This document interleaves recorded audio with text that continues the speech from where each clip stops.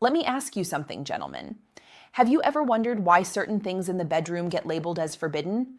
Maybe you've heard whispers from culture, religion, or just the loudest voices online saying, "Don't do that. That's off limits." And yet, deep down, you and your partner might be curious. Now, here's the real question. What if some of those so-called forbidden techniques weren't wrong at all, but instead, when handled with trust and respect, could unlock incredible levels of pleasure? The kind of pleasure that makes her crave you, beg you not to stop, and bond more deeply with you afterward? By the way, before we go further, I'd love to know where you're watching from. Drop it in the comments below. It's always amazing to see how far this community reaches around the world. And while you're there, make sure to hit like and subscribe so you don't miss any of these science-based, doctor-approved tips. Here's the clinical truth.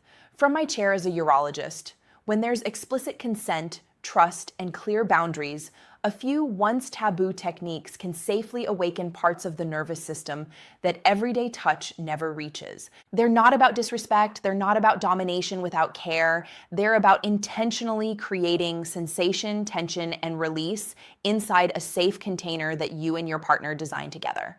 And biologically, these techniques recruit nerves like the pudendal and trigeminal branches, activate receptors in skin and fascia, and send ripples of arousal throughout her body.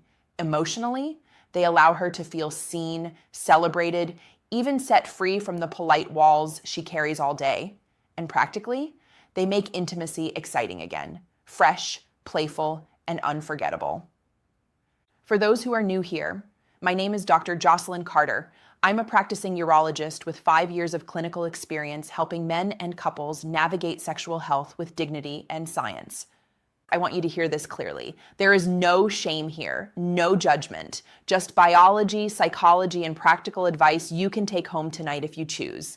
And remember, everything I described today only works when both partners enthusiastically consent. That means you discuss it first, agree on limits, and always have a clear signal to pause or stop. So let's break this down into 3 specific techniques. Each one may sound forbidden at first glance, but when done with care, it can make her crave more of you. Let's count them down.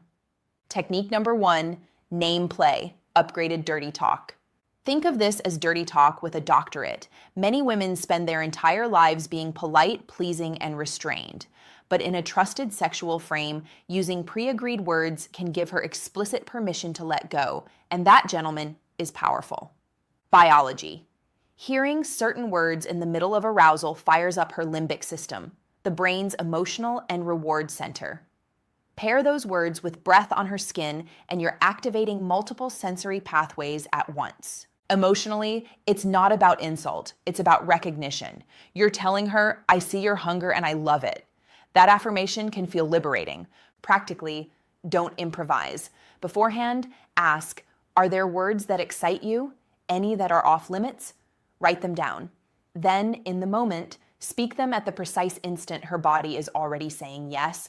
When she's arching, gripping, pulsing, that's when language locks into sensation.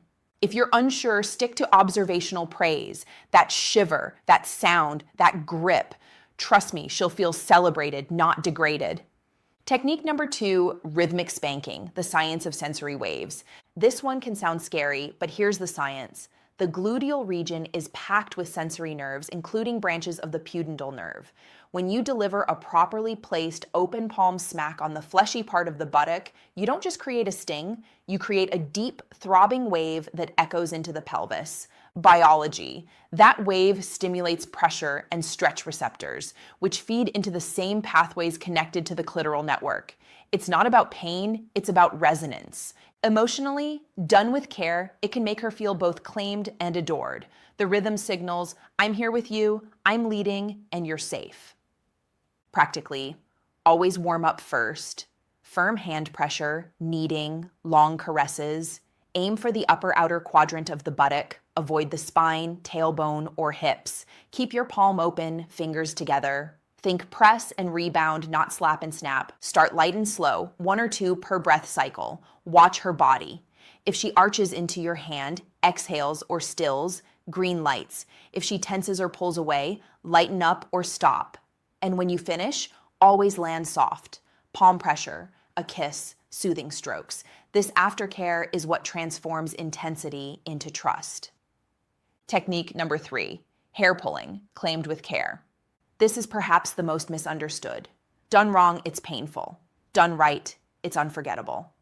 Biology. The scalp is one of the most nerve-dense areas in the body, wired by branches of the trigeminal nerve.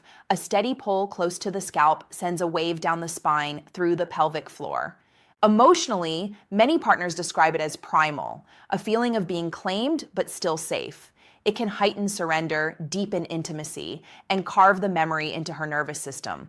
Practically, safety first. Skip this if there are neck issues, migraines, or extensions. Gather a small handful of hair close to the scalp with your fingers curved like a hook. Don't grab the ends. Choose one direction, back or up. Hold for 1 to 2 breaths, then release. Time the pull with a thrust or a kiss. Exhale as you engage so your bodies sink. End with a scalp massage to soothe the nerves and return warmth. Now here's how you bring these together without chaos. Frame, invite her beforehand. Example, do you still want to try that rhythm game with name play and maybe a little hair at the base? Wait for a clear yes. Build, begin with steady breath-to-breath touch. Speak a first safe phrase. Add one element at a time. Crest, when her body is saying yes, increase pressure or tempo slightly.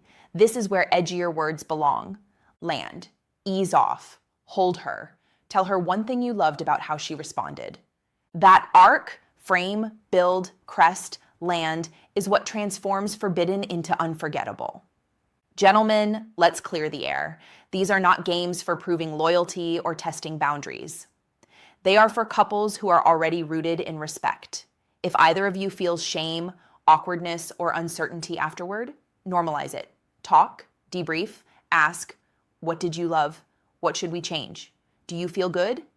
That conversation afterward is just as intimate as the moment itself. It reassures her nervous system that she is safe, loved, and desired. And it reassures you that you're growing together, not apart. So here's my final message to you. Age does not mean the end of exploration. In fact, as we mature, what our partners crave is not wild performance, but attentive play. The kind where every yes is honored, every no respected, and every boundary becomes a canvas for deeper connection. If you take one thing away from this video, let it be this. Your best sex is not behind you. It's ahead of you, designed moment by moment with the woman you love. If this resonated with you, hit that like button, share it with a friend who might need it, and subscribe so you never miss these honest, science-based conversations. And I'd love to hear in the comments, which of these 3 techniques sparked the most curiosity for you? Gentle smile. Remember, small changes create big freedom. You're not crossing a line, you're drawing one together. And when you play inside it with care and courage, that's when intimacy becomes unforgettable. I'm Dr.